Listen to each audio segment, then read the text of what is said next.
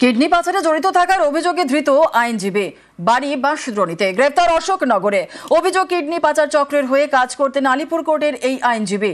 Kidney পাচারের মতো অবৈধ কারবারের জন্য আইনি কাগজ তৈরি করে দিতেন তিনি।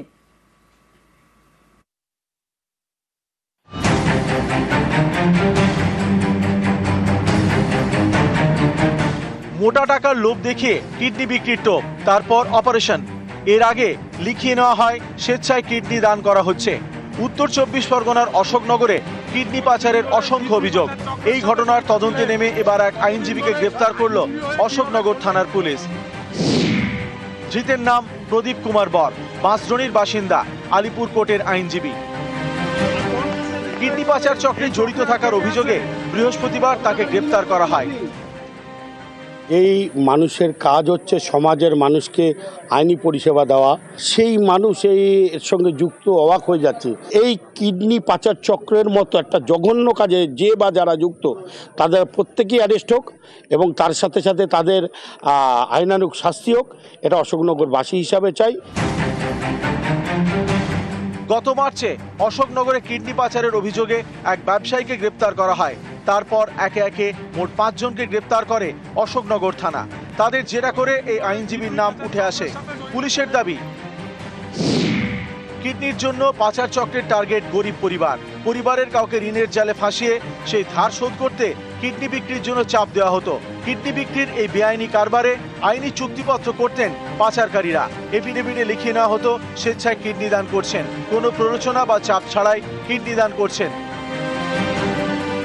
লেনদেনের কোনো উল্লেখ এফিডেভিটে থাকে না। অভিযোগ, এভাবেই কিডনি পাচারের কোটি কোটি টাকার কারবার হয়েছে অশোকনগরে। আপনিও তো কিডনি বিক্রি করেছেন, কত টাকা নিয়েছিলেন? শীতলের কাছে 40,000 টাকা নিয়েছি, 1.5 লাখ টাকা শীতলকে দিয়েছি। তা ওর মন ভরছিল না।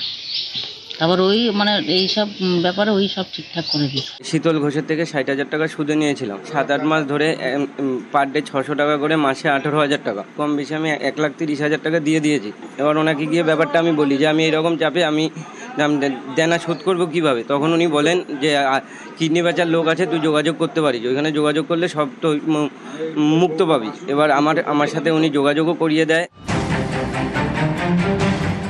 পুলিশের দাবি, কিডনি পাচারের কারবারের মদত দিয়েছেন আইনজীবী প্রদীপ কুমার বর।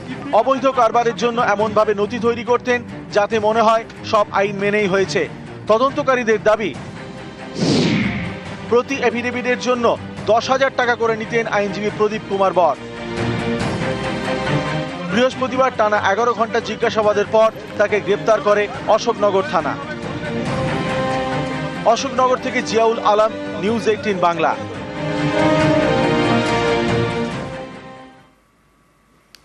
উত্তরবঙ্গে বর্ষা ফুঁসছে তুফানগঞ্জের রায়ডাক। বক্সিরহাট থেকে এই নদী পেরোনোর বড় ভরসা সাঁকো, সেটাই এখন জলের তলায়। রায়ডাক পেরোতে পাকা সেতুর দাবি করছেন স্থানীয়রা। কোচবিহারের তুফানগঞ্জ, এখান দিয়ে বয়ে গিয়েছে রায়ডাক নদী। এই নদীর একদিকে তুফানগঞ্জের বক্সিরহাট, আরেকদিকে রামপুর 1 এবং রামপুর 2 এলাকা। এপার থেকে ওপারে যাতায়াতের বড় ভরসা সাঁকো, কিন্তু নদীতে জল বাড়লে সাঁকো ভেসে যায়। তাই রায়ডাকের উপর পাকা সেতুর দাবিতে সরব স্থানীয়রা। সাঁকোটা থাকলে তাড়াতাড়ি হয়ে যায়। নর্মালি 20 থেকে 22 কিলোমিটারের মতো শর্ট হয় আমাদের এই সেটা দিয়ে, সাঁকোটা দিয়ে পার হতে। আর নৌকো দিয়ে অনেক টাইপের নৌকো, এখন জল বেড়েছে সেই জন্য নৌকোতেও টাইম লাগছে। এখন আধা ঘন্টা ধরে দাঁড়িয়ে আছি। উত্তরবঙ্গে বর্ষা, বৃষ্টিতে নদীর জল বাড়ছে, ফুঁসছে তুফানগঞ্জের রায়ডাক। বাঁশের সাঁকো এখন জলের তলায়।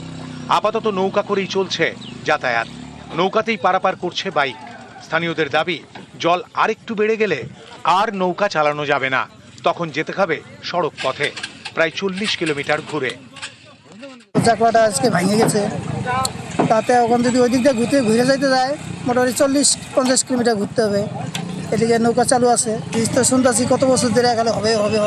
বড় ব্রিজের ক্ষেত্রে আমাদের কিছু সমস্যা আছে। ওটা ডিপিআর করে ফিনান্সে পাঠাতে হয়, এটা সয়েল টেস্ট করতে হয়, নানা রকমই আছে। সবটা তো পরিকাঠামো আমাদের নেই, অন্য এজেন্সিকে দিয়ে সেই কাজগুলো করাতে হয়। ওগুলো দেখে নিই আমরা, ফিনান্স কি বলে, যদি বলে যে আমরা করতে পারবো তাহলে আমরা দেখব।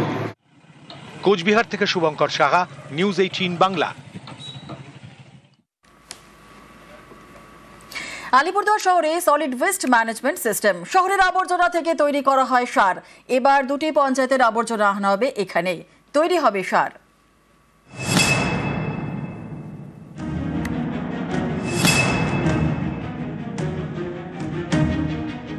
কুড়িটি ওয়ার্ড নিয়ে আলিপুরদুয়ার পুরসভা। এখানকার ডাবরি চা বাগানের পাশে রয়েছে সলিড ওয়েস্ট ম্যানেজমেন্ট সিস্টেম। শহরের আবর্জনা এখানে এনে সার তৈরি করা হয়। বছর দেড়েক ধরে চলছে এই কাজ।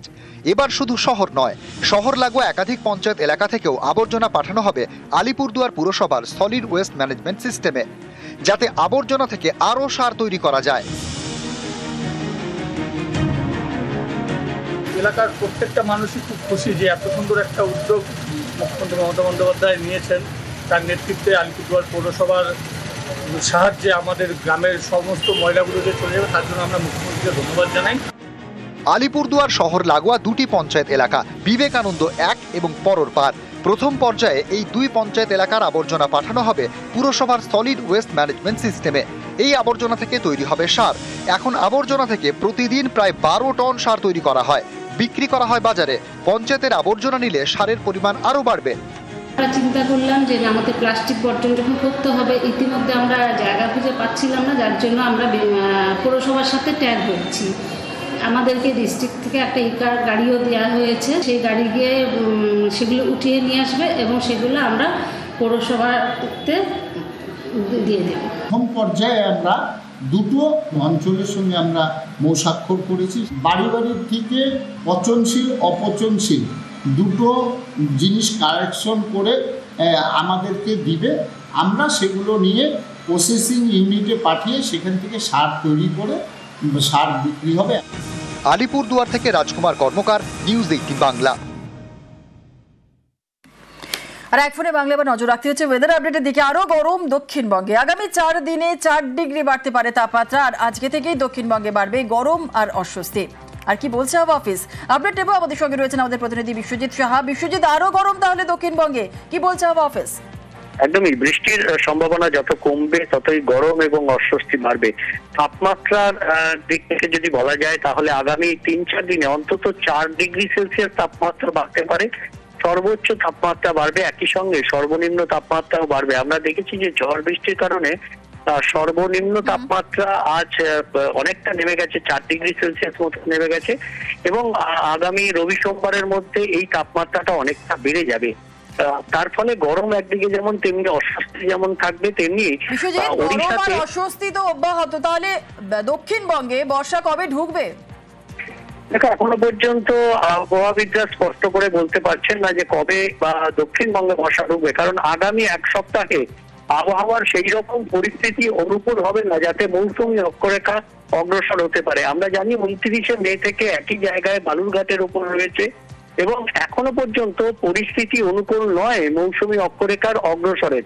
তাই আগামী 1 সপ্তাহে অন্তত বর্ষা আসার কোনো সম্ভাবনা নেই, এমনটাই জানাচ্ছেন আলিপুর আবহাওয়া দপ্তরের বিজ্ঞানীরা। ঠিক ঠিক, একেবারে ধন্যবাদ বিশ্বজিৎ। দক্ষিণবঙ্গের খবর যখন আমরা আপডেট নিলাম, একটু উত্তরের দিকেও নজর রাখি। উত্তরেও আপাতত ভারী বৃষ্টি কিন্তু নয়। উত্তরের মোট 5 জেলায় আজ বিক্ষিপ্ত বৃষ্টির সম্ভাবনা রয়েছে। আরও একবার আপনাদের জানাই, উত্তরে আপাতত ভারী বৃষ্টি নয়, উত্তরের 5 জেলায় বিক্ষিপ্ত বৃষ্টির সম্ভাবনা রয়েছে। কোন কোন জেলায় বিক্ষিপ্ত বৃষ্টি হবে, কি বলছে আবহাওয়া অফিস, আপডেট নেব। পার্থ রয়েছে আমাদের সঙ্গে। পার্থ, উত্তরের কি খবর? দেখো, আজকে কিন্তু সকাল থেকে আকাশ ঝলমল রয়েছে। উত্তরবঙ্গে পাহাড় থেকে সমতল প্রায় প্রতিটি জেলাতে কিন্তু আকাশ পরিষ্কার রয়েছে। 2-1টি জেলায় কিন্তু হালকা থেকে মাঝারি বৃষ্টিপাতের সম্ভাবনা রয়েছে, তা কালিম্পং, দার্জিলিং, জলপাইগুড়ি এবং আলিপুরদুয়ার। এই 4 জেলায় কিন্তু হালকা থেকে মাঝারি বৃষ্টিপাত হতে পারে। তবে মোটের উপর কিন্তু আকাশ পরিষ্কার রয়েছে এবং বেশ মনোরম আবহাওয়া রয়েছে দার্জিলিং এবং প্রচুর পর্যটক এই সময় পাহাড় বেড়াতে আসছেন। তারাও কিন্তু অপেক্ষায় রয়েছেন যে আরো ভালো ওয়েদার পাবে এবং আপাতত কিন্তু ভারী বৃষ্টির পূর্বাভাস থাকছে না পাহাড় থেকে সমতলে। বেশ, ধন্যবাদ।